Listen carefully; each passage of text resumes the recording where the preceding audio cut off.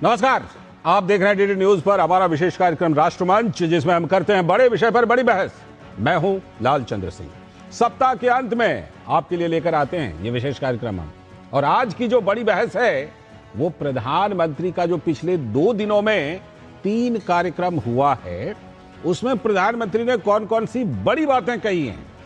आज की बात करें तो असम के दौरे पर प्रधानमंत्री नरेंद्र मोदी थे और वहां पर उन्होंने बहुत बड़ी बड़ी बातें कही हैं। और विशेष रूप से जो पहले की सरकारें कांग्रेस पर पूर्वोत्तर के राज्यों की उपेक्षा का उन्होंने बड़ा आरोप लगाया है। और पहले भी प्रधानमंत्री इस तरह की बातें करते रहे, आरोप लगाते रहे हैं। इस पर करेंगे राष्ट्रमंच में चर्चा। और इसके साथ ही जैसा मैंने कहा कि 2 कार्यक्रम कल भी प्रधानमंत्री के थे। एक तो प्रधानमंत्री का जो नया कार्यालय सेवा तीर्थ, उसका उद्घाटन कल हो गया, तो प्रधानमंत्री ने उस अवसर पर संबोधन भी दिया और उन्होंने विशेष रूप से एक बात कही कि यह सिर्फ भवन नहीं है, यह सिर्फ नाम बदलने की बात नहीं है, यह गुलामी की मानसिकता को बदलने की बात है जो आज तक जारी रखी गई थी। तो यह भी एक बड़ी बात प्रधानमंत्री ने कही। और एक और बात जो कल एक कार्यक्रम में, जो इकोनॉमिक समिट, आर्थिक सम्मेलन में प्रधानमंत्री ने कही कि देखिए, आज जिस तरह के ट्रेड डील आपने सुना होगा, मदर ऑफ ट्रेड डील हो रही है, यूरोपीय संघ के साथ हो चुकी है, अमेरिका के साथ कहा जा रहा था या कहा जाता है father of all trade deal, यानी बड़े बड़े ट्रेड डील हो रहे हैं। और 38 देशों के साथ प्रधानमंत्री ने बताया कि इस तरह की ट्रेड डील हो चुकी हैं। तो उन्होंने कहा कि ऐसी ट्रेड डील 2014 से पहले क्यों नहीं हो सकती थी, क्यों नहीं हुई, क्यों रही पहले की सरकारें नाकाम। ये सारी बातें प्रधानमंत्री ने कही है। तो विपक्ष का भी कुछ कहना है, विपक्ष ने भी कुछ जवाब दिया है। इन सारी बातों को आज अपने इस राष्ट्रमंच पर हम शामिल करेंगे और इसी बड़े विषय पर आज बड़ी बहस करेंगे अपने मेहमानों के साथ। लेकिन पहले जरा कुछ प्रतिक्रिया दिखाते हैं आपको और सबसे पहले सुनवाएंगे प्रधानमंत्री की बातें। तो प्रधानमंत्री नरेंद्र मोदी ने कहा कि साउथ ब्लॉक और नॉर्थ ब्लॉक, हम आपको बता दें कि ये वही भवन है जिसमें पहले प्रधानमंत्री का कार्यालय साउथ ब्लॉक में होता था और कई बड़े मंत्रालय, गृह मंत्रालय जैसे बड़े मंत्रालय जो है वो नॉर्थ ब्लॉक में हुआ करते थे। तो उन्होंने कहा कि साउथ ब्लॉक और नॉर्थ ब्लॉक इमारतों से देश के लिए अनेक अहम निर्णय हुए। सच है कि इमारतें ब्रिटिश साम्राज्य के प्रतीक के तौर पर उस समय बनाई गई थी और सदियों तक गुलामी की जंजीरों में जकड़े रहे हम और उसको हमने जारी भी रखा। सुनिए प्रधानमंत्री की बात। आजादी के बाद साउथ ब्लॉक और नॉर्थ ब्लॉक जैसी इमारतों से देश के लिए अनेक अहम निर्णय हुए, नीतियां बनी। लेकिन ये भी सच है कि ये इमारतें ब्रिटिश साम्राज्य के प्रतीक के तौर पर बनाई गई थी। इन इमारतों को बनाने का मकसद भारत को सदियों तक गुलामी की जंजीरों में जकड़े रखना था।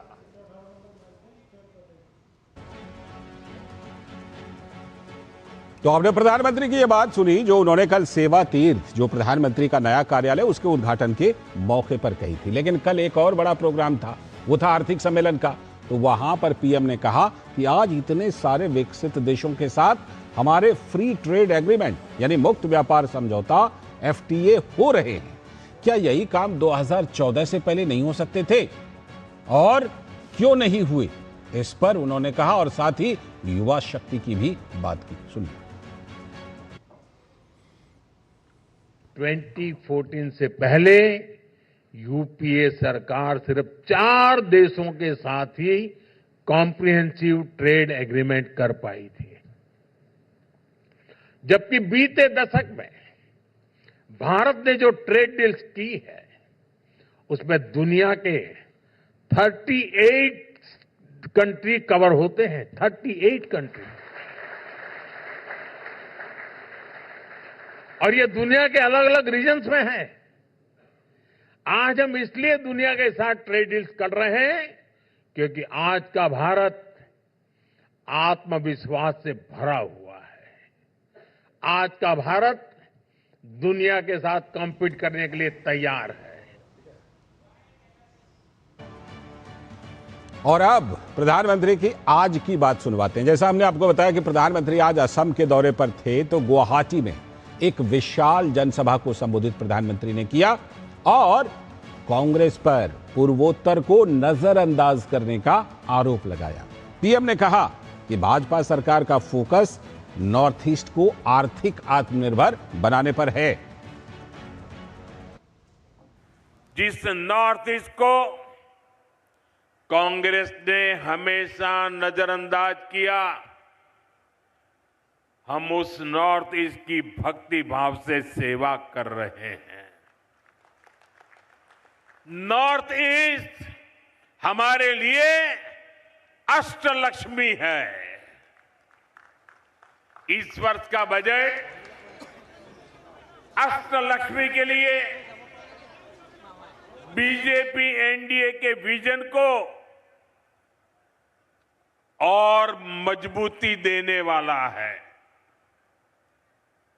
बजट में बहुत अधिक फोकस नॉर्थ ईस्ट को आर्थिक रूप से आत्मनिर्भर बनाने पर है। इस साल असम को टैक्स की हिस्सेदारी के रूप में लगभग 50,000 करोड़ रुपए मिलने वाले हैं। और रैली के दौरान पीएम मोदी ने कांग्रेस पर मां भारती का अपमान करने का भी आरोप लगाया। उन्होंने कहा कि कांग्रेस के लोग हिम्मत से फैसले लेने के बजाय सिर्फ बयान दे सकते हैं। अभी आपने भारत की ये शक्ति ऑपरेशन सिंदूर में भी देखी है। लेकिन साथियों, मैं आपसे जानना चाहता हूं, क्या कभी कांग्रेस से हम देश हित के लिए इतनी हिम्मत के साथ फैसले करने की ताकत थी क्या? वो कर सकते थे क्या? वो ज्यादा से ज्यादा बयान दे सकते हैं, वो कुछ नहीं कर सकते। जो कांग्रेस भारत को राष्ट्र मानने से भी इनकार करती हो, जो सवाल करते हैं कि मां भारती क्या होती है, जो मां भारती के नाम तक से परहेज करती हो, जो मां भारती के प्रति जरा सा सम्मान तक नहीं दिखाते, वो कांग्रेस कभी भारत का भला नहीं कर सकती। तो देखिए, मोटे तौर पर 3 मामले हैं। एक तो पूर्वोत्तर को नजरअंदाज करने का आरोप, दूसरा ये कि इस तरह के एफटीए 2014 से पहले क्यों नहीं हुए, और तीसरा ये भी कि गुलामी की मानसिकता को छोड़ने में इतनी देर क्यों लगी। तो कुछ मुद्दों पर हमें विपक्ष की भी प्रतिक्रिया मिली है। कांग्रेस के नेता और प्रवक्ता पवन खेड़ा ने कहा कि अगर वो बांग्लादेश से कॉटन लेगा तो उसको 0% टैरिफ लगेगा। हालांकि यही बात भारत के लिए भी लागू है, आगे बताएंगे हम आपको। तो पीयूष गोयल ने इस पर जवाब दिया, नासमझ लोग जब राजनीति में आ जाते हैं, जिनको अर्थव्यवस्था का पता नहीं है, तो वो तो झूठे आरोप ही लगाते हैं। सुनिए। हमारा कॉटन बहुत ज्यादा बांग्लादेश में जाता था, वहां की टेक्सटाइल इंडस्ट्री में खपत होती थी उसकी।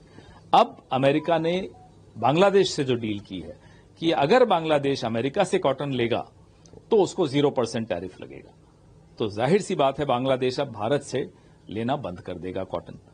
यही बात का जवाब पीयूष गोयल से जब हमने मांगा तो पीयूष गोयल बेशर्मी से पलटकर कहते हैं कि यही शर्त हम पर भी अमेरिका ने लगा दी है, तो कोई दिक्कत नहीं। क्या शर्त है? कि अगर हम भी अमेरिका से कॉटन लेंगे तो हमें 0% टैरिफ मिलेगा। तो हमारी कॉटन कहां गई? हमारी कॉटन के किसान की चिंता कौन करेगा? ये जो उसके सामने जो झूठा आरोप लगाया जा रहा है कि कॉटन अगर बाहर से आएगा तो कॉटन फार्मर्स का, हमारे किसानों का क्या, उसके लिए मैं उनको बता दूं कि जब इतनी बड़ी मार्केट, विश्व की 45 लाख करोड़ की मार्केट खुल रही है भारत के लिए, तो भारत का तो कॉटन डिमांड इतना बढ़ने वाला है कि मैं तो चाहता हूं कि और हमारे किसान कॉटन का उत्पादन बढ़ाएं और प्रोडक्टिविटी बढ़ाएं, उत्पादकता बढ़ाएं, क्योंकि कपास की जो जरूरत है भारत में वो लगातार बढ़ने वाली है। पूरा अमेरिका का जितना कॉटन है वो सब कॉटन भी देख लें तो भारत का 10% भी जो रिक्वायरमेंट है, जो जरूरत है, उसको पूरा नहीं कर पाएगा। तो मैं आज तक ये समझ नहीं पाया हूं कि राहुल गांधी जी को इतने नासमझ व्यक्ति को लीडर ऑफ ऑपोजिशन कैसे बनाया गया। तो आपने ये देखा कि जिस तरह से पवन खेड़ा ने सवाल उठाया तो सीधा जवाब केंद्रीय मंत्री पीयूष गोयल ने दिया भी। कुछ और भी मामले हैं, जैसे सपा के नेता वीरेंद्र सिंह ने कहा तीर्थ, सेवा तीर्थ वाले मामले पर कि तीर्थ तो आम लोगों के लिए होता है और इस तीर्थ की पहुंच आम लोगों तक है नहीं। लेकिन जेडीयू के नीरज कुमार ने जवाब दिया और उन्होंने कार्यालय का नाम बदलने पर सरकार का आभार भी व्यक्त किया। भाई, तीर्थ तो आम लोगों के लिए मैं समझता था कि होता है। अब उस तीर्थ पर आम लोगों की तो एक्सेस है नहीं, तो इसलिए उस तीर्थ को गलत ही नाम दिया है, उस जगह का नाम। शब्द का महत्वपूर्ण अर्थ होता है, तो जो कार्यालय का नाम बदला गया है हम इसके लिए आभार व्यक्त करते हैं। और साथ ही साथ इस देश के अंदर में हमने लंबे अरसे तक ब्रिटिश लोगों की गुलामी झेला है, तो लेकिन उस मानसिकता से हम निकल चुके, चूंकि डॉक्टर भीमराव अंबेडकर ने इस देश के अंदर में एक वोट हर नागरिक को देने का अधिकार हुआ और हमारी डेमोक्रेसी दुनिया के अंदर अनुकरणीय है। हमारा जो विभिन्न दलों का प्रतिनिधित्व होता है और जो इस देश की एकता का मूल मंत्र है कि विविधता में एकता, वह उस गुलामी के दौर, जो ब्रिटिश काल में जो हमारी संपत्ति को लूट के विदेश ले गए, आज देश हमारा आत्मनिर्भर हो रहा है और विकसित भारत बनने की दिशा में आगे बढ़ा है। तो जो तीनों बड़े विषय हैं, गुलामी की मानसिकता वाली बात, पूर्वोत्तर को नजरअंदाज करने वाली बात और यह भी कि एफटीए पहले क्यों नहीं हो सकते थे, जितनी सी प्रतिक्रिया हमें नेताओं की मिल पाई हमने आपको दिखा दी। लेकिन आगे और पार्टियों का क्या कहना है, इसके लिए हमारे साथ जुड़ेंगे पार्टियों के प्रवक्ता। लेकिन उससे पहले बता दें आपको आज राष्ट्रमंच पर सवाल क्या क्या हम उठा रहे हैं। तो सबसे पहला सवाल कि असम दौरे पर प्रधानमंत्री मोदी ने कौन सी बड़ी बड़ी बातें कही हैं, ये हम आपको बता भी चुके हैं कुछ बातें, और कुछ आगे चल करके टेलीविजन स्क्रीन पर दिखाते रहेंगे। दूसरा सवाल कि पूर्वोत्तर के राज्यों की उपेक्षा करती रही कांग्रेस क्या? जो इस तरह प्रधानमंत्री ने आंकड़ों के साथ बात की है, तो क्या कांग्रेस ने उपेक्षा की? तीसरा सवाल कि गुलामी की मानसिकता का आरोप पीएम ने क्यों लगाया, किस आधार पर लगाया? और चौथा सवाल कि आज के जैसा ट्रेड डील यानी एफटीए, व्यापार समझौता, मुक्त व्यापार समझौता करने में पहले की सरकारें नाकाम रही, अगर हां तो क्यों? और यह भी कि पीएम के ये जो तमाम आरोप हैं, सभी आरोपों पर विपक्ष का क्या कहना है, ये भी हम आपको लगातार दिखाते रहेंगे, सुनवाते रहेंगे। और इसीलिए तो जो पार्टियों के प्रवक्ता हैं उनको भी हमने आमंत्रित किया है। मैं अब सीधे आपका परिचय करवाता हूं, जो पार्टियों के प्रवक्ता हमारे साथ आज जुड़ रहे हैं। धनंजय गिरी जी, भारतीय जनता पार्टी के प्रवक्ता, बहुत बहुत स्वागत धनंजय जी आपका। सोफिया खान जी, राजनीतिक विश्लेषक और टीएमसी की समर्थक, बहुत बहुत स्वागत सोफिया जी। रविशंकर जी हैं, संपादक दैनिक पूर्वोदय गुवाहाटी से, सर बहुत बहुत स्वागत। अजय वर्मा जी, कांग्रेस के नेता, बहुत बहुत स्वागत अजय जी। और साथ में स्टूडियो में हमारे साथ वरिष्ठ पत्रकार राकेश शुक्ला जी यहीं पर हमारे साथ मौजूद हैं। आज मैं सबसे पहले गुवाहाटी चलूंगा, रविशंकर जी के पास। सर, प्रधानमंत्री वैसे तो पूर्वोत्तर को कितनी प्राथमिकता देते हैं? आप दौरों की संख्या गिन लीजिए, खुद उनके दौरों की, केंद्रीय मंत्रियों के दौरों की, विकास कार्यों की, और उठाते भी रहे कि पूर्वोत्तर को पहले नजरअंदाज किया गया क्योंकि वहां लोकसभा की सीटें कम हैं, छोटे राज्य हैं, शायद इसलिए नजरअंदाज कर दिया गया। लेकिन अब सरकार की प्राथमिकता में है ना सिर्फ लुक ईस्ट बल्कि एक्ट नॉर्थ ईस्ट, ना सिर्फ look north east, act north east पर भी सरकार तेजी से काम कर रही है। जब प्रधानमंत्री ने यह आरोप लगाया कि कांग्रेस ने लंबे समय तक नजरअंदाज किया, इसमें कितना दम और इससे क्या कुछ सवाल पैदा होते हैं? असम में चुनाव भी होना है सर। लालचंद जी, आपकी इस बात से तो मैं सहमत हूं कि भारतीय जनता पार्टी की सरकार आने के बाद पिछले लगभग 11 वर्षों में पूर्वोत्तर में जिस ढंग से काम हुआ और जिस ढंग से ढांचागत विकास हुआ है, और वह सिर्फ घोषणाएं नहीं हुई हैं, उन घोषणाओं को जमीन पर उतारा गया है, उसका असर पूर्वोत्तर पर स्पष्ट रूप से दिख रहा है।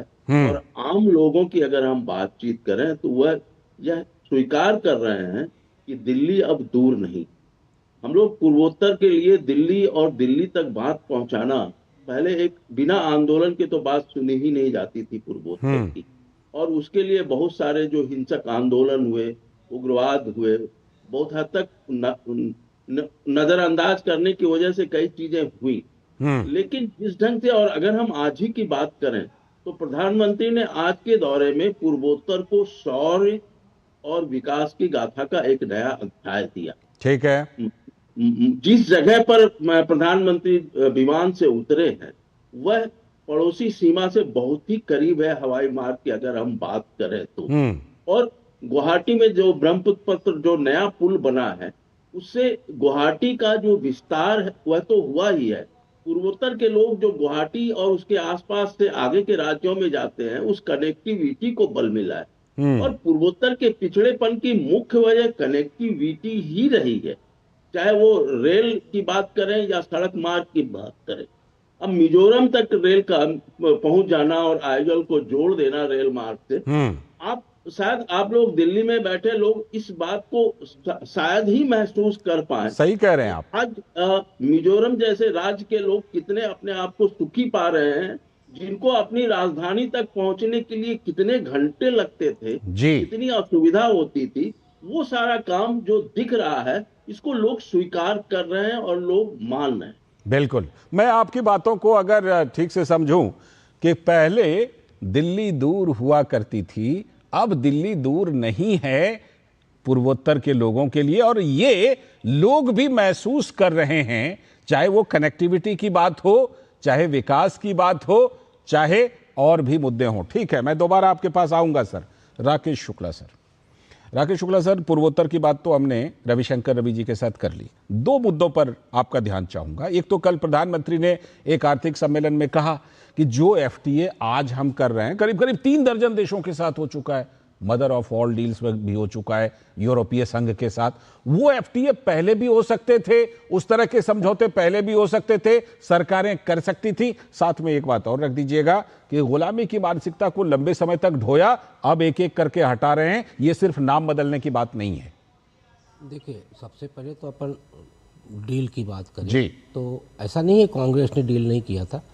2004 से लेके और 14 के बीच की जो सरकार थी, उसमें पहला कालखंड जो था यूपीए 1 का, उसमें एक डील हुई थी, न्यूक्लियर डील। 1 2 3 की बात कर रहे हैं। 1, हाँ ठीक है, यूपीए 1, हाँ, उसमें ट्रेड डील हुई। हाँ, उसका उस ट्रेड डील का भी नाम 1 2 3 डील था दरअसल। हाँ, उस ट्रेड डील ने कांग्रेस के माथे पे इतना बल पैदा कर दिया था, और माथे पर बल पैदा करने वाला कोई और नहीं था, कांग्रेस को सपोर्ट करने वाला लेफ्ट पार्टी जी। उनकी तरफ से पूरे देश में एक ऐसा माहौल तैयार किया गया, और वो माहौल तैयार करने के साथ माननीय मनमोहन सिंह जी को इस तरह विवादित किया गया कि जैसे वो भारत को अमेरिका के हाथों गिरवी रख रहे हो और बेच रहे हो। ये लेफ्ट का कहना था, बल्कि समर्थन भी वापस ले लिया था लेफ्ट और उसी के चलते समर्थन वापसी तक की नौबत आई, और बाद में समाजवादी पार्टी के समर्थन से कार्यकाल पूरा 5 साल का हुआ कांग्रेस नेतृत्व वाली सरकार। बिल्कुल। तो वो एकमात्र वही डील थी। दूसरी डील जो उन्होंने किया वो सेज का था। मनमोहन सिंह जी की कार्यकाल के समय पर एक पॉलिसी लाई गई सेज की, स्पेशल इकोनॉमिक जोन का। सेज में उन्होंने जो मल्टीनेशनल कंपनियों के साथ समझौता करना चाहा, हुआ नहीं था।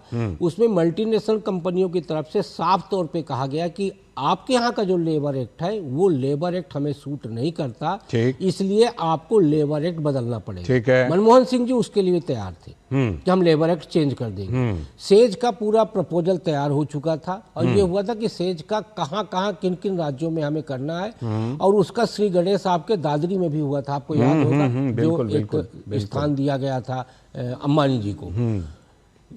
सेज के लिए जो मतलब मल्टीनेशनल कंपनियों की तरफ से प्रपोजल आया लेबर एक्ट का, उसमें उन्होंने दो खास तौर पे बातें की। एक पीस वर्क का, यानी आप जितना काम करेंगे उतना भुगतान होगा, ठीक है। और दूसरा जो 3 शिफ्ट है 8 त्रिक 24 का, उसको 2 शिफ्ट में बदलिए 12 दूनी 24 का, यानी कि 12 घंटे की शिफ्ट, 12 घंटे की एक शिफ्ट। अच्छा। और पीस वर्क यानी यदि आपने आधा घंटा काम किया है तो आपका 12 घंटे में गिनती नहीं होगी, आधे घंटे का भुगतान आपको किया जाएगा। अच्छा। तो पीस वर्क और ये दोनों उनकी तरफ से प्रपोजल है।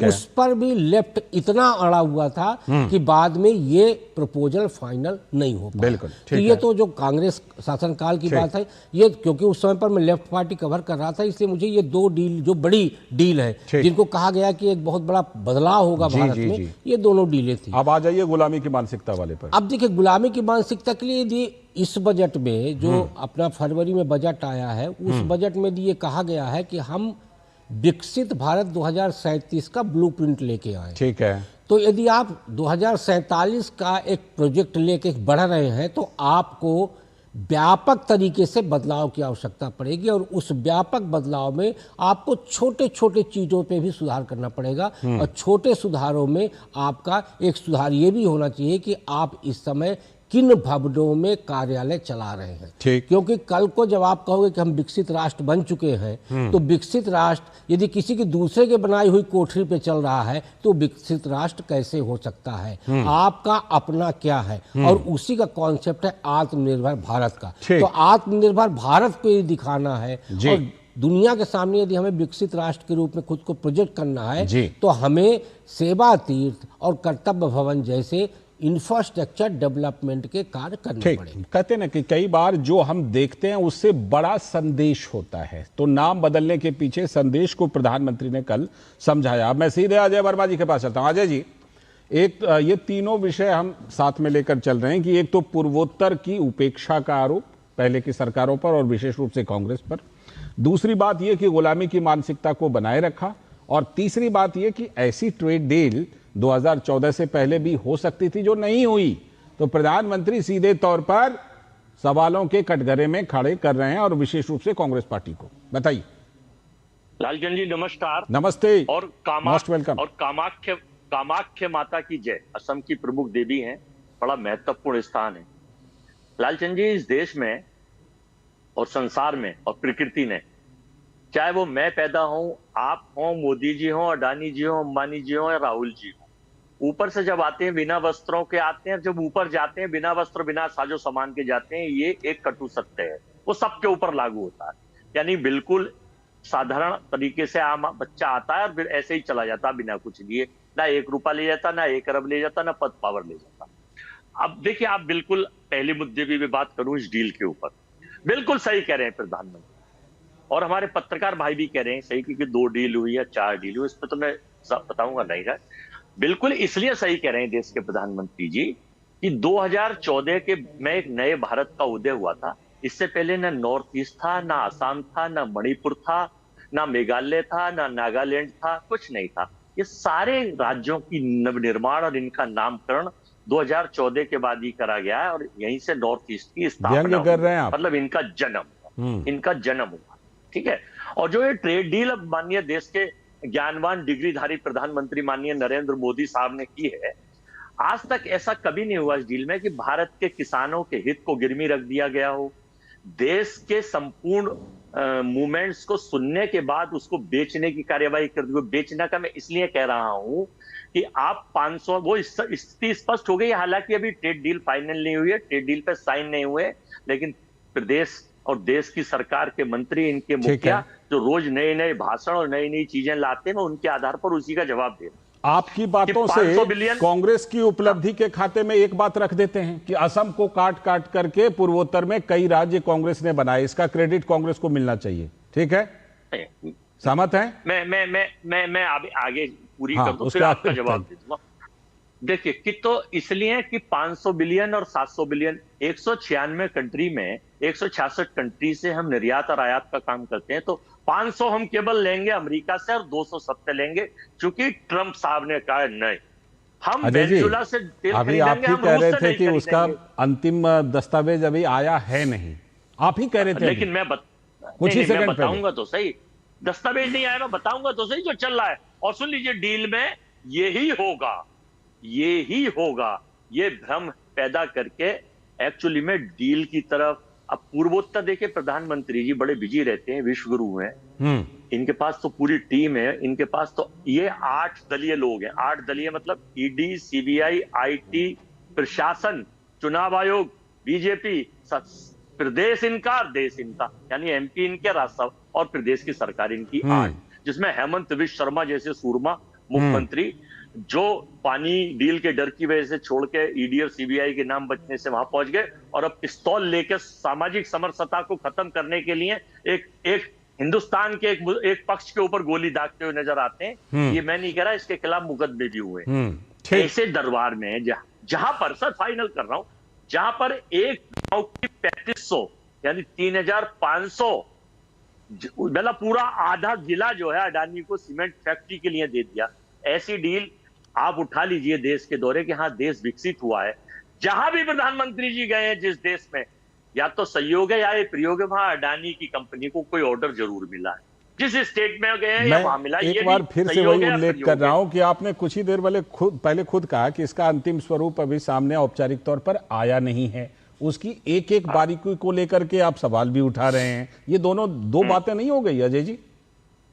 मैं तो देखिए, मैंने कहा ना ट्रेड आया नहीं है, तो ये हम कह रहे हैं अभी, ठीक है। लेकिन जब इनके लोग भाषण दे रहे हैं आपस में, एमईए मिनिस्टर कहते हैं कि पीयूष जी से पूछिए, पीयूष जी कहते हैं जयशंकर जी से पूछिए, ये तो हमें धनंजय जी को लगेगा जनता से। अब मैं दूसरी चीज और कर दूं, बस 10 सेकंड लालचंद जी। हाँ 10 सेकंड में नाम बदलने के ऊपर और बता रहा हूं। हाँ बोल दीजिए।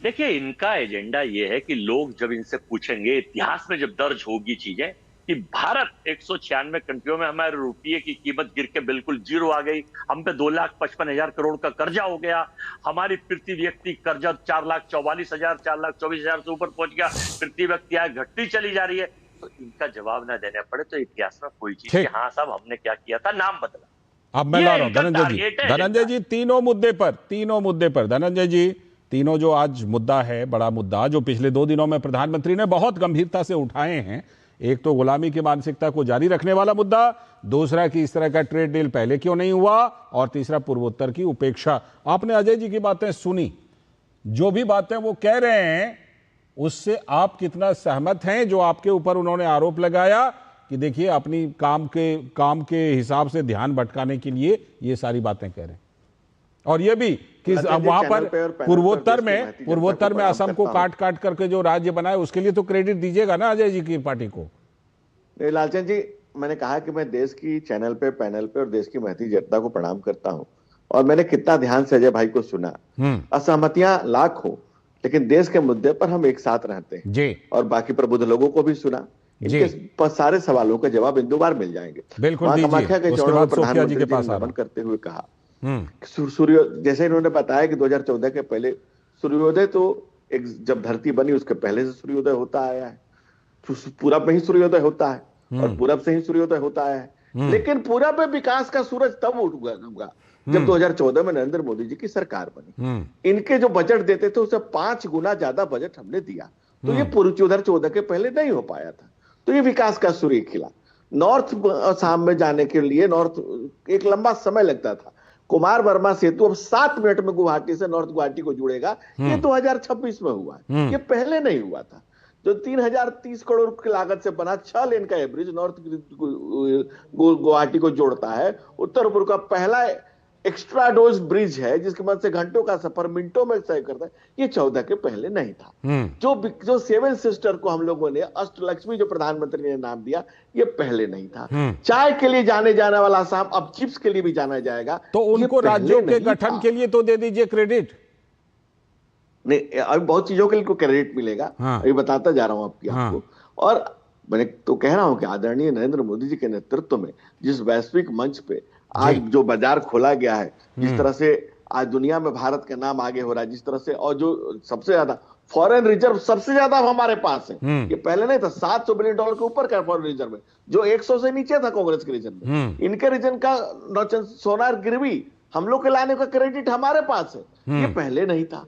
इसके अलावा जो देश की चौथी अर्थव्यवस्था बनी, ये पहले नहीं था। क्या क्या पहले नहीं था, उसकी अगर लिस्ट सुनाने बैठूं तो शायद आपका पूरा शो ही खत्म हो जाएगा। ठीक है। 2026 भारत अमेरिका के व्यापार समझौते की जो बात कर रहे थे, संक्षेप में ही रखिए। उसमें टेक्सटाइल, चमड़ा, रत्न उद्योग, रसायन, फार्मा, अमेरिकी टैरिफ 50% घट के 18% हो गया। $30 ट्रिलियन का अमेरिकी बाजार जो खुला है भारत के लिए, भारत के लोगों के लिए। और जो ये बता रहे थे भाई साहब हमारे कि भाई अडानी को कुछ मिल जाता है, क्या मजेदार बात है कि भाई आप देखिए छत्तीसगढ़ में सबसे बड़ा काम अडानी को मिल जाता है। सरकार किसकी? कांग्रेस की। वो भी राजस्थान में सबसे बड़ा सरकार के दौरान, कांग्रेस की सरकार के दौरान। हाँ, सबसे बड़ा पावर प्लांट अडानी को मिल जाता है। सरकार किसकी?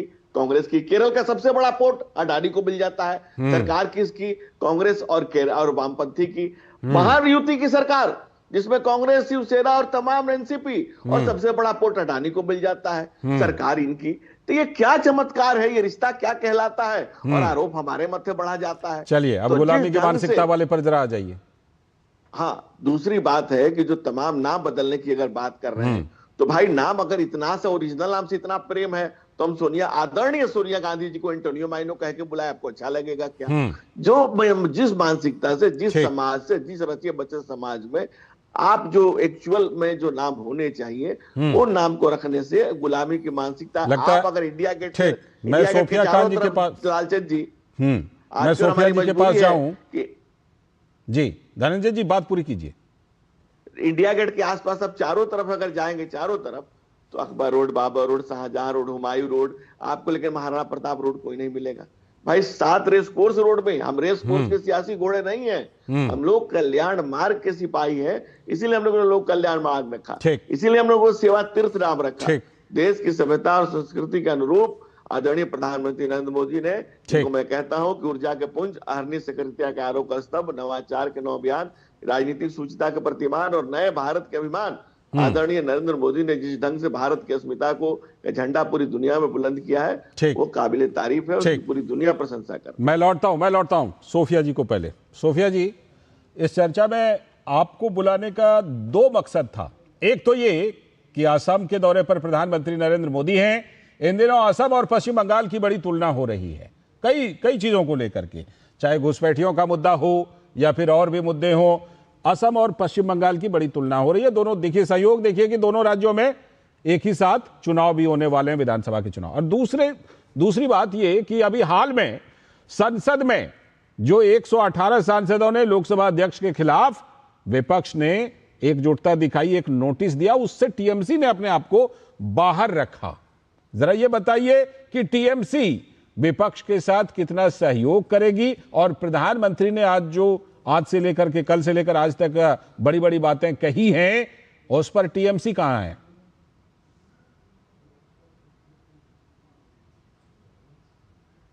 एक बार जरा अनम्यूट कीजिए मैडम, अनम्यूट कीजिए तो। अब बोलिए। बड़े धैर्य से मैंने सुना, थोड़ा सा समय दीजिएगा। हाँ, बिल्कुल पूरा समय है, बोलिए। जी बिल्कुल। सबसे पहले तो मैं आपने ही कहा कि चुनाव है बंगाल में भी और असम में भी, और हमारे प्रधानमंत्री के स्पीच को भी मैंने सुना कि उन्होंने क्या क्या बोला वहां जाकर, लेकिन कहीं भी उन्होंने घुसपैठिए का मुद्दा नहीं उठाया जो वो बंगाल में आकर करते हैं, अमित शाह जी करते हैं। तो ये बहुत ही दुखदपूर्ण है कि ये वहां पर डबल इंजन की सरकार है, शायद इसलिए उन्होंने घुसपैठिए का मुद्दा नहीं उठाया, जबकि असम में घुसपैठियों से लेकर घुसपैठियों का जो मसला है वो सबसे ज्यादा है। दूसरी बात मैं ये कहना चाहूंगी कि ये जो ब्रिज की बात है कि दिल्ली का सफर बहुत आसान हो जाएगा, तो मुझे थोड़ा सा संदेह है कि कहीं स्वर्ग तक का सफर आसान ना हो जाए, क्योंकि हाल में जितने ब्रिजेस गिर रहे हैं, पिछले बार हमने देखा कि गुजरात के वडोदरा में जिस तरीके से ब्रिज गिरा और 13 लोगों की मौत हो गई, या आए दिन कुछ ना कुछ होता ही रहता है। दूषित पानी पीकर लोग मर रहे हैं, जो एक बेसिक नीड है। देखिए, हम तो $1 इकोनॉमी वाले इंडिया तो हम तब बनेंगे ना जब एक बेसिक नीड, स्वच्छ वातावरण नहीं मिल रहा है लोगों को। लोग जो है पॉल्यूशन और प्रदूषण से मर रहे हैं, लोग यहाँ गंदा पानी पीकर मर रहे हैं, लोग एक जो बेसिक जिसको बोलते हैं ना। और जहां बात है ट्रेड डील की, मैं जो थोड़ी बहुत समझ है मुझे इतना ही लगता है कि देखिए, बड़े मुश्किल से हमने इन गोरों से पाला छुड़ाया था हमारे सेनानियों ने। तो मुझे लगता है कि फिर से ये जो गला चाप रहे हैं ट्रंप जी और अमेरिका का जो शासन, जिस तरह से हम देख पा रहे हैं कि उनके मर्जी के हिसाब से, उनके शर्तों के हिसाब से इंडिया झुक रहा है। 2013 में मैंने मोदी जी का एक वीडियो देखा था, अभी शायद वायरल भी हो रहा है। उन्होंने वो साफ साफ कहते नजर आ रहे हैं कि अमेरिका के सामने भारत कभी नहीं झुकना चाहिए, नहीं झुकेगा। तो अब क्या हुआ भाई, क्यों ये टैरिफ की शर्तों पर हम क्यों, जहां बांग्लादेश को टैरिफ 0% है, वहां भारत को 18% टैरिफ लगाया जा रहा है। नहीं, वो वाला टैरिफ आप गलत तुलना कर रही हैं सोफिया जी, गलत तुलना कर रही हैं। जो जिस चीज के लिए बांग्लादेश को 0 है ना, वो भारत के लिए भी 0 है, और जिस चीज के लिए भारत का 18 है ना, उसके लिए बांग्लादेश का 20 है। 2% ज्यादा है उस चीज पर। पूरी नहीं हुई थी लाल जी, पूरी बात नहीं हुई थी, मैं अभी आ रही हूँ। देखिए, घुमाकर देखा जाए तो कहीं ना कहीं लॉस तो हमारा ही है ना। हमारे कपास, हमारे जो किसान हैं, उनके मजदूरी का क्या होगा। देखिए, सुनने में तो बड़ा प्रिय लगता है, इन्होंने 2047 का एक चित्र जो है भारत का खींच दिया है। अभी आप प्रेजेंट में आइए ना, प्रेजेंट में इन्होंने तो ये भी कहा था कि 50 दिन दीजिए, नोटबंदी करके मैं काला धन ले आऊंगी। आया क्या? GST करके छोटे जो स्मॉल स्केल जो बिजनेसमैन है, उनका तो वाट लगा दिया। उसमें क्या कोई भी समस्या का हल हुआ? कोरोना में अनियमित लॉकडाउन किया, उसका कोई हल हुआ? इलेक्ट्रोल बॉन्ड, किस किस चीज को मैं गिनवाऊं? अभी तक जो भी मोदी जी ने जो भी चीजें की हैं, किस वादे पर वो उतरे हैं, ये बताइए ना। Startup India, make in India, sell in India. और जहां तक अडानी और अंबानी की बात है, यहाँ पर देश में जो गरीब हैं और ज्यादा गरीब होते जा रहे हैं, किसान और ज्यादा आत्महत्या करते जा रहे हैं, और जितने जो अमीर हैं, अमीर बातों पर मैं जवाब दूंगा, वो सुपर रिच होते जा रहे हैं। इसके बारे में मुझे लगता है ध्यान देना चाहिए। आपकी बातों पर सोफिया जी जवाब लूंगा मैं, धनंजय गिरी जी जरूर जवाब देना चाहेंगे, लेकिन आप सब बने रहिएगा। एक छोटा सा ब्रेक ले लेते हैं राष्ट्रमंच में, जल्दी ही लौट करके फिर इस बड़े विषय पर बड़ी बहस जारी रखेंगे। फिलहाल वक्त ब्रेक का। भारत में सालाना हजारों लोग हाथी पांव नाम की बीमारी की चपेट में आकर जीवन भर के लिए अपाहिज हो जाते हैं। मलेरिया की तरह ही हाथी पांव एक मच्छर के काटने से फैलता है, और ये याद रखिए कि हाथी पांव का कोई इलाज नहीं है।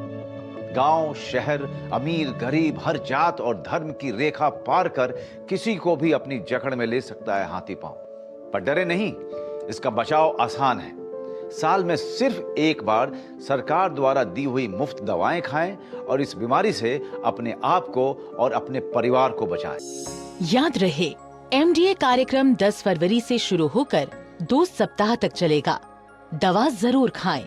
स्वास्थ्य एवं परिवार कल्याण मंत्रालय, भारत सरकार द्वारा जनहित में जारी। सोच रहा हूँ टर्म लाइफ इंश्योरेंस ले लूं, ताकि मेरे बाद फैमिली को पैसों की कमी ना हो। तू भी ले ले। अबे जल्दी क्या है, बाद में देख लेंगे। आराम से आराम से आराम से। अब तक कुणाल को हार्ट अटैक आ गया यार। पॉलिसी बाजार पर 0 GST के साथ अब 1 करोड़ का टर्म लाइफ इंश्योरेंस सिर्फ 400 रुपए महीने से शुरू। Message message message. Dear investor, एक एक्सपर्ट स्टॉक टिप खास आपके लिए। ये ऐप डाउनलोड करो और पैसे डबल करो। एक्सपर्ट जी, बदमाश का बाप हूँ मैं। ऐप डाउनलोड करने से पहले मैं आपका पूरा रिपोर्ट कार्ड निकालूंगा। मैं मूर्ख नहीं हूँ। डिस्टेंस। UPI कहता है, अगर कोई ऐसी सलाह दे तो पहले एडवाइजर की पूरी जांच कर ले और कहे मैं मूर्ख नहीं।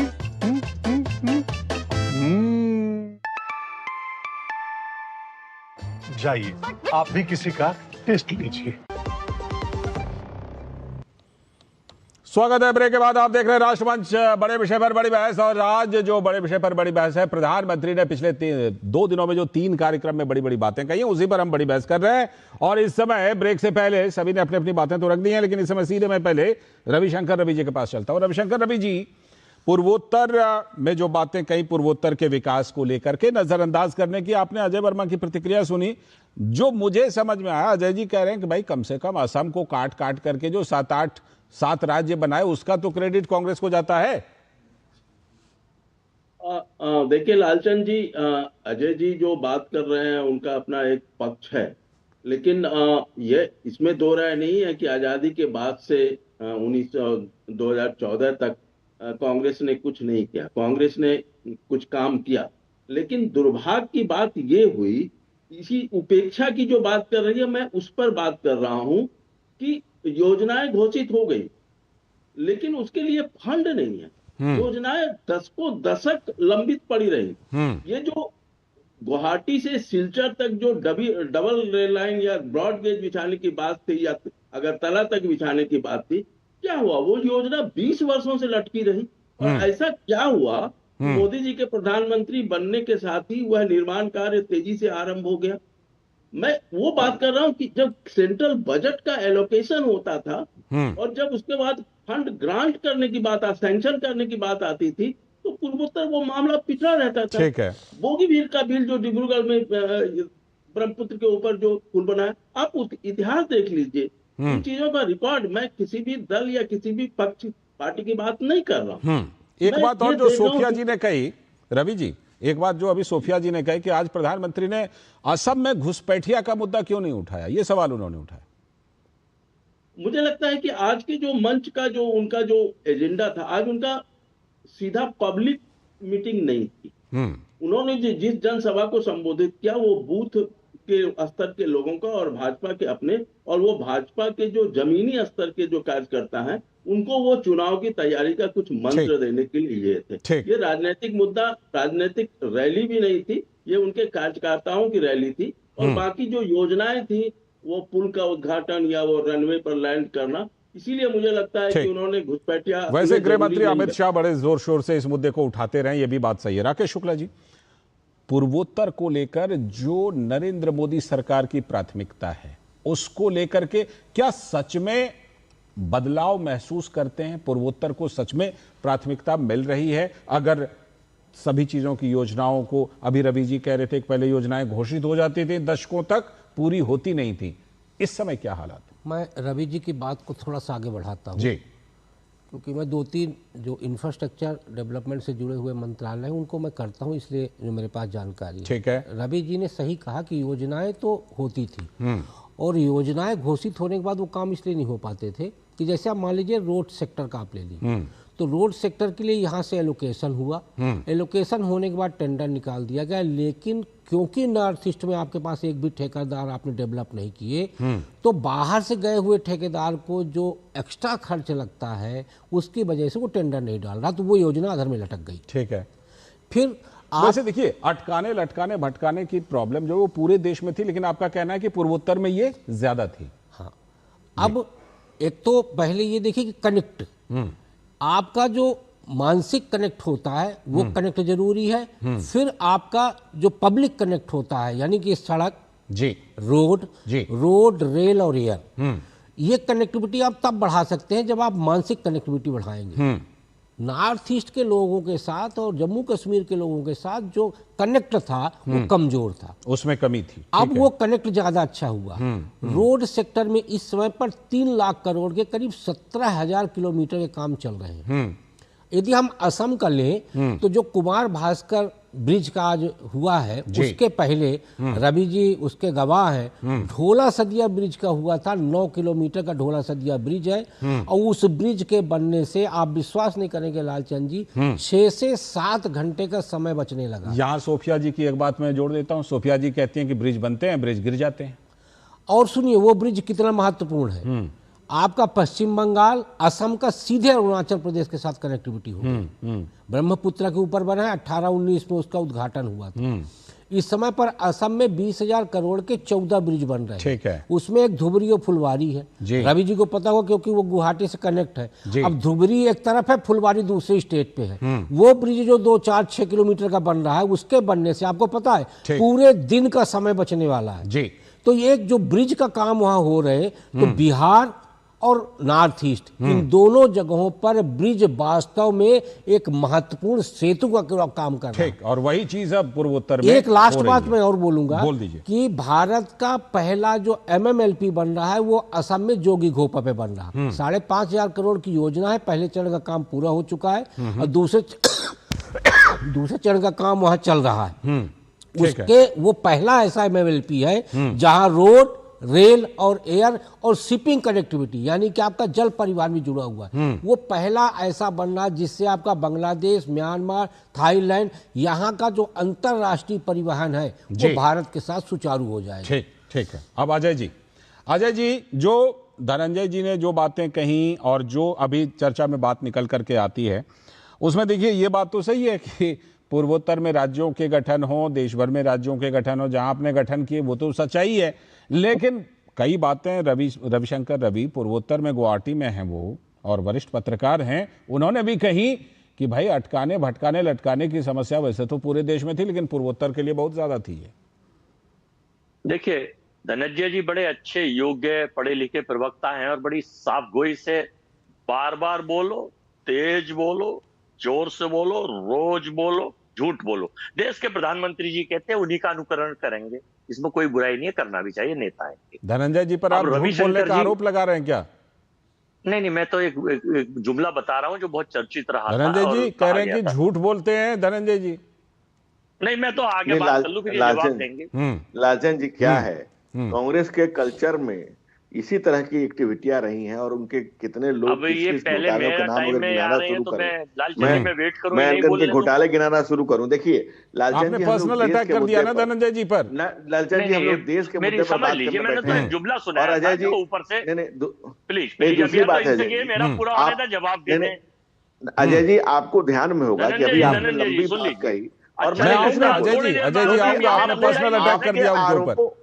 नहीं आपके मैंने अभी सेकंड पे बोला ही नहीं। आऊंगा अजय जी आऊंगा। जो है ना देखिए सबसे बड़ी बात क्या है कि अगर इनके पास तथ्य होते तो तथ्य रखते, लेकिन जब इनके पास तथ्य नहीं है तो ये झूठ, सच, फरेब जो पार्टी का कल्चर है वो कल्चर को ही दिखा रहे। अगर इनके पास कोई तथ्य होता, 30 अक्टूबर 2022 की है, लिख के ले आइए, राज्य के मोरबी शहर के माचू नदी पर एक पुल गिरा जिसमें 141 लोगों की मौत हुई थी और 180 से अधिक लोग घायल हुए थे। तो ये एक्ट ऑफ द गॉड जनता तय करती है कौन झूठा है, मोदी जी कौन गलत है। कांग्रेस पार्टी के कितने घोटाले रहे हैं, अब इन्होंने अपने ही पुराने नेता पर आरोप लगाया। छोड़ करके जो नेता जाते हैं उन पर ही आरोप लगाने लगते हैं। इन्हीं क्या हेमंत बिश्व शर्मा थे, अब इन पर आरोप लगा रहे हैं। योजना है लंबित क्यों हो जाती है, रोज क्यों नहीं बनती? अजय जी आप अपनी बात पूरी कीजिए। आपने पर्सनल अटैक कर दिया था धनंजय जी पर, बोलिए। नहीं मैंने अटैक नहीं करा,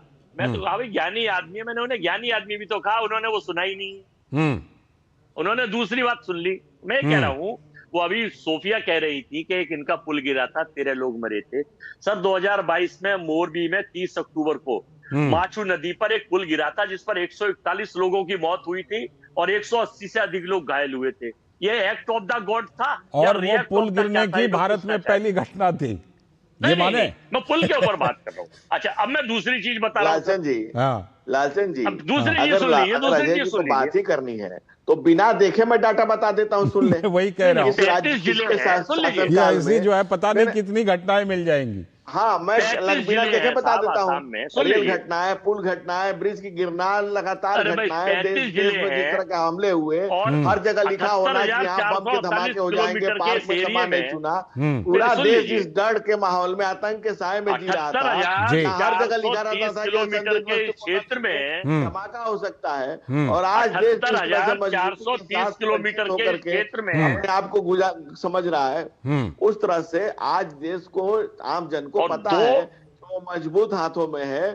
इसीलिए देश की जनता लगातार नरेंद्र मोदी ठीक है अपना आशीर्वाद दे। अब अजय जी मैं आपके पास आकर के आपको पूरा जो है बोलने का और बात कंप्लीट करने का मौका दूंगा। धनंजय जी आपके पास भी एक छोटे से ब्रेक के बाद लौटूंगा, सबके पास आऊंगा, छोटा सा ब्रेक, उसके बाद लौट के आते हैं। हमारी तो मोहब्बत भी महंगी है और तुमने रंजिश खरीद ली। ये कहानी सिर्फ प्यार की नहीं, ये जुनून और चॉइसेस की कहानी है। और हर चॉइस का असर होता है आपकी जिंदगी पर, आपके अपनों पर। इसलिए जब बात हो सेहत की और फिटनेस की, नोवा घी बनाता है रिश्तों को स्ट्रॉन्ग और आपको रखता है हेल्दी एंड फिट। नोवा घी, स्वस्थ भारत का सपना, सुबह की शुरुआत सेहत के साथ। जो खाए गुनगुनाए। देखिए O Romeo in theatres near you. आशिकों की कॉलोनी में घर ले लिया इश्क का। LIC युवा प्रोफेशनल्स के लिए लाए हैं नवजीवन श्री। करें नियमित प्रीमियम का भुगतान, जीवन बीमा का आनंद लें, प्राप्त करें प्रीमियम के प्रतिशत पर गारंटीकृत एडिशंस। अपने वित्तीय लक्ष्यों के अनुरूप मैच्योरिटी पर गारंटीकृत धनराशि पाएं। मौजूदा पॉलिसी धारकों के लिए आकर्षक अतिरिक्त लाभ। आज ही खरीदें। Message message message. Dear investor, एक एक्सपर्ट स्टॉक टिप खास आपके लिए। ये ऐप डाउनलोड करो और पैसे डबल करो। एक्सपर्ट जी, बदमाश का बाप हूँ मैं। ऐप डाउनलोड करने से पहले मैं आपका पूरा रिपोर्ट कार्ड निकालूं। मैं मूर्ख नहीं हूँ। डिस्टेंस। UPI कहता है अगर कोई ऐसी सलाह दे तो पहले एडवाइजर की पूरी जांच कर ले और कहे मैं मूर्ख नहीं।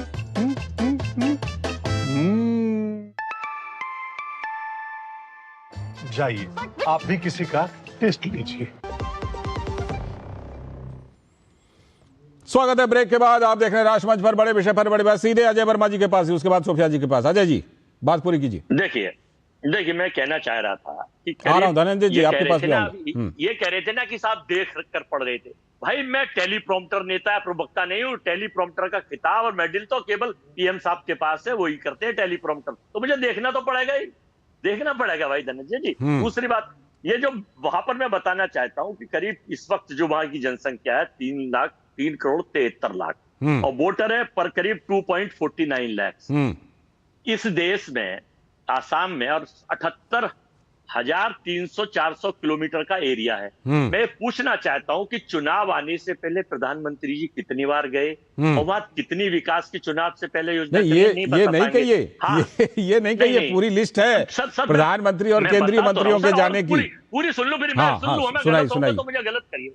इनका भाषण जो इन्हें लिख के देता है, बता देता हूं, सुन तो लो, आप बता देना भाई। अरे भाई लालचंद जी बता देना इनको। देखिए अरे भाई सुनिए लालचंद जी, मैं सवाल तो जवाब तो ले लीजिए। अरे बाबा आप बोलेंगे पूरे कांग्रेस पार्टी के नेता उतनी बार नहीं गए। पूरे कांग्रेस पार्टी के नेता जितनी बार नहीं गए 60 सालों में। मैंने कहा कि प्रधानमंत्री की जो पूर्वोत्तर की यात्राएं और कार्यक्रम रही हैं, इंक्लूडिंग केंद्रीय मंत्री। भाई कुछ तो पढ़ा लिखा करिए। जी जी जी, ये तो तथ्य है अजय जी। ये तो तथ्य है, इसको मान जाइए। करने लगते हैं अजय जी, ये तो फैक्ट है, तथ्य है, मान जाइए। अरे भाई कुछ तो न्यूज पढ़ा करिए, थोड़ा अखबार पढ़ लिया करिए। आपको पता तो चल जाएगा। बाकी चीजों पर भले आप कन्फ्रंट कीजिए, लेकिन ये मान लीजिए प्रधानमंत्री ने वहां पर कितना दौरा किया है, केंद्रीय मंत्रियों ने कितना दौरा किया है, हम डेटा भी आपको दे सकते हैं। मैं किस लिए अरे पूरे कांग्रेस के प्रधानमंत्रियों ने नहीं किया, उससे ज्यादा अकेले प्रधानमंत्री ने किया। ये सच है, ये सच है। प्रधानमंत्री का जो भाषण था, वो भाषण में वेरी फर्स्ट स्टार्टिंग से लेके आखिर तक वही कांग्रेस कांग्रेस कांग्रेस कांग्रेस कांग्रेस। ठीक है, पता नहीं इनका हो गया। आप सोफिया जी को जरा लाइए। सोफिया जी को होती है, इन पर कांग्रेस के अलावा और कुछ। सोफिया जी, आपने बातें रखी, बहुत अच्छी बातें हैं। पुल नहीं गिरनी चाहिए, बहुत अच्छी बातें हैं कि दूषित पानी नहीं होनी चाहिए, प्रदूषण नहीं होनी चाहिए। लेकिन सोफिया जी, ये सब आजाद भारत में हुआ कब से? पुल गिरने की पहली घटना कब हुई, या प्रदूषण कब बढ़ गया, या पानी से बच्चे जो हैं, दूषित पानी का मामला ये कब से हो रहा है? और पहले से अब कम हुआ या ज्यादा, ये बताइए। लालचंद्र जी, देखिए बड़ा दुख होता है अगर हम रेप के विषय में भी जब बैठते हैं ना, तो यही चर्चा होती है। ये तेरे शहर का रेप, ये मेरे शहर का रेप, उसमें ऐसा हुआ, उसके पार्टी में ऐसा हुआ, उसके रेजिम में ऐसा हुआ। और उसी तरीके से हम पुल पर भी वही चर्चा कर रहे हैं। तो मुझे लगता है धनंजय जी, जब 2014 के बाद मोदी जी जब आए थे, तो उन्होंने बहुत से वादे किए थे कि चलिए कांग्रेस ने जो भी किया, जो भी उनके रेजिम में जो गलतियां हुई हैं, उसको हम रिपीट करेंगे और हम ये कहेंगे कि कांग्रेस में भी हुआ तो हम भी वही। धनंजय जी जवाब देंगे। क्या फर्क हुआ? धनंजय जी का जवाब ना, मुझे लगता है इसका जवाब देना चाहिए। फर्क फिर क्या है भाई? धनंजय जी जवाब आज भी है, उस वक्त महिलाओं का कर्षण होता था, आज भी हो रहा है। मैं आप ही के पास आ रहा हूं। आज भी पुल गिर रहे हैं, उस वक्त भी घुसपैठिए थे, आज भी है। तो फर्क क्या है फिर? ये जो विश्व गुरु है हमारे, उनके आने से हमारे देश में सोफिया जी के सवालों पर जवाब ये तो जानना होगा। और दूसरी बात है, देखिए मैं फिर से यही लालचंद जी, दिल में अगर देश हो तो दिल्ली दूर नहीं होती। आपके बीच में मैंने नहीं बोला था नंजन जी, सुन लीजिए पहले मेरी बात खत्म नहीं हुई। आपने जो बात कही आपके बात में सुन चुका हूं, उसके जवाब तो ले लीजिए। जवाब ले लीजिए। घुसपैठियों से आपको प्रेम हम जानते हैं। सोफिया जी जवाब ले लीजिए। घुसपैठियों से आपको बहुत प्रेम हम जानते हैं। नहीं है, बोलिए उसके ऊपर। क्या असम में जवाब दे रहे हैं, वो जवाब दे रहे हैं, सुनिए धनंजय जी जवाब दीजिए। कोई मायने नहीं रखता। बंगाल में आकर बड़ी बड़ी बातें करते हैं अमित शाह जी और मोदी जी, घुसपैठिए ये वो है ना तेना। जवाब दीजिए धनंजय जी, घुसपैठिए की बात क्यों नहीं की? नहीं है बिंदुवार जवाब देना चाहता हूँ। घुसपैठियों से बाहर ही नहीं निकल पा रही। बोलिए बोलिए धनंजय जी। घुसपैठियों से बाहर निकल ही नहीं पा रही। के दिन पुलवामा के शहीद हुए थे। अरे भाई आपको जवाब तो सुन लीजिए। अरे भाई आपके मोदी जी ने वादा किया लालचंद जी, अगर इनकी बात समय आपका समाप्त हो जाएगा, please allow me to answer. ठीक है धनंजय जी जल्दी से, धनंजय जी क्योंकि समय भी समाप्त हो रहा है, जल्दी से जवाब दे दीजिए। विस्फोट से मारे गए थे उसके अरे भाई बारे में कहिए। सोफिया जी जरा जवाब सुन लीजिए, सोफिया जी जरा जवाब सुन लीजिए धनंजय जी का। Please please please allow me to. बोलिए बोलिए। बंगाल में प्रचलित था what Bengal thinks today India thinks tomorrow. ठीक है। वो बंगाल शिक्षा में कितने नंबर पर है? 24वें नंबर पे, 24th। ये सरकारी डाटा और बंगाल सरकार ने इसको स्वीकार किया है। 40,000 करोड़ का शिक्षक घोटाला, 50,000 का रोज वैली घोटाला। और अभी सुन तो लीजिए बहन, सुन तो लीजिए। आप समय की कमी है अब मेरे पास। 60% राज्य मार्ग खराब है आपके। 60% ये आपका डाटा है। आपकी सरकार ने कहा कि 60% हमारे स्टेट हाईवे समाप्त हो चुके हैं। ये आपकी सरकार का डाटा है। Your government report. शुक्रिया, अब शुक्रिया करना पड़ेगा मुझे धनंजय गिरी जी, बहुत बहुत शुक्रिया। सोफिया खान जी शुक्रिया, रविशंकर रवि जी जुड़ने के लिए, अजय वर्मा जी और राकेश शुक्ला जी आप सभी का बहुत बहुत शुक्रिया राष्ट्रमंच के इस मंच पर जुड़ने के लिए और बड़े विषय पर बड़ी बहस करने के लिए। तो आज हमने बड़े विषय पर बड़ी बहस की। 3 बातें जो थी उस पर एक के बाद एक प्रधानमंत्री ने जो बातें कही थी उस पर आज ये हमने बड़ी बहस की। फिलहाल आज के राष्ट्रमंच में इतना ही। पूरी टीम को दीजिए अनुमति। नमस्कार।